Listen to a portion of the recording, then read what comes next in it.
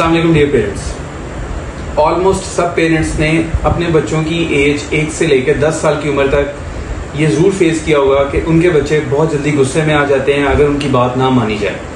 गुस्से में आने के बाद वो बहुत सारी चीज़ों को फेंकना शुरू कर देते हैं, ऊंची ऊंची बोलना स्टार्ट कर देते हैं, काटना शुरू कर देते हैं। इवन कि ऐसा होता है कि एक सांस में चले जाते हैं और उन्हें फिट्स भी हो सकते हैं। इन सब को हम कैसे कंट्रोल कर सकते हैं? बहुत सारी किताबों में ये लोगों ने आपको मशवरे दिए होंगे कि अपने बच्चे को इमोशनली अटैच करें, अपने बच्चे से प्यार करें, उसकी बात को मान लें, और ये इस तरह की बहुत सारे मशवरे आपको दिए जाते हैं, जबकि ये सब किताबी बातें हैं। इसकी लॉजिकली थिंकिंग यानी कि लॉजिकल चीज़ों को समझना बहुत ज़रूरी है।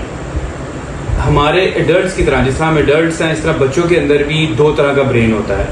नंबर 1 एक रिएक्टिव ब्रेन होता है, और सेकेंड इंपॉर्टेंट जो होता है वो लॉजिकल ब्रेन होता है। जब हमें गुस्सा आता है, एकदम से गुस्सा आता है, हम लोग भी इंपल्सिव हो जाते हैं, जाके इवन के किसी के साथ फिजिकल हो जाते हैं, थप्पड़ लगा देते हैं, ऊंचा ऊंचा बोलना शुरू कर देते हैं, शाउट करते हैं। लेकिन जैसे ही थोड़ा सा टाइम गुजरता है, पास होता है, हमें रियलाइज होता है कि हमने गलत किया और हम उस चीज़ को रिग्रेट करते हैं, और अगर हमने गलत किया हो तो हम जाके उससे एक्सक्यूज कर लेते हैं। सेम इसी तरह ही बच्चे के अंदर भी एक रिएक्टिव ब्रेन और एक लॉजिकल थिंकिंग ब्रेन होता है।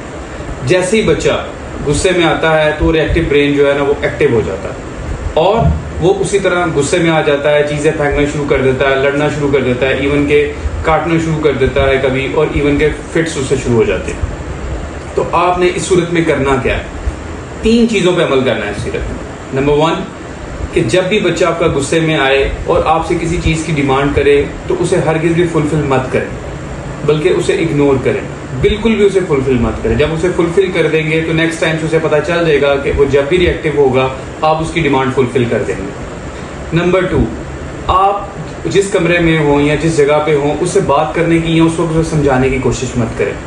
अगर आप उस वक्त उसे समझाने की कोशिश करेंगे तो वो और रिएक्टिव होगा और ज़्यादा ऊंचा बोलेगा, चिल्लाएगा। लेकिन उस कमरे में ज़रूर रहें ताकि उसे कोई नुकसान ना पहुंचे या वो किसी को नुकसान ना पहुंचाए। नंबर 3, जब वो काम डाउन हो जाए, थोड़ा टाइम गुजर जाए, उसको टाइम मिल जाए, तो उसका लॉजिकल थिंकिंग ब्रेन जो है वो एक्टिव हो जाता है। तो तब आप उसे थोड़ा सा समझाने की कोशिश करें, वो आपकी बात समझेगा भी और उस पर आपसे माफ़ी भी मांगेगा। सो इन किताबी बातों को आप छोड़ें जो इमोशनली अटैच करें और बच्चे से लव करें, जबकि इन 3 चीज़ों पर अमल करें और अपने बच्चे के इस फेज पे काबू करें।